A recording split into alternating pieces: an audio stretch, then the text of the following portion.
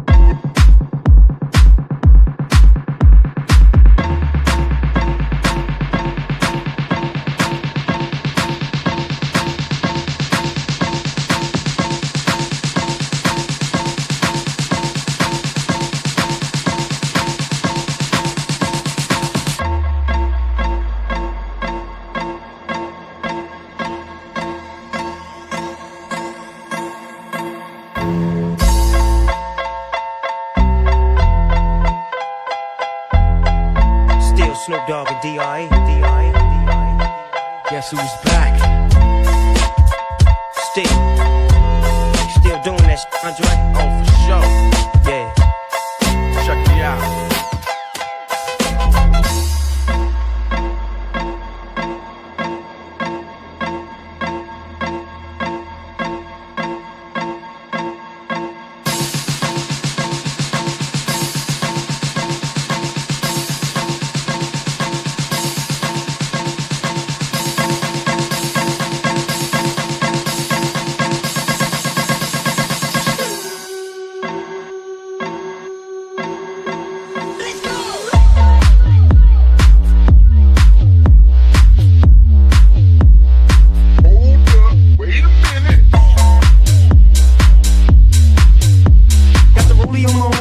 Sean Don and I roll the best weed cause I got it going on.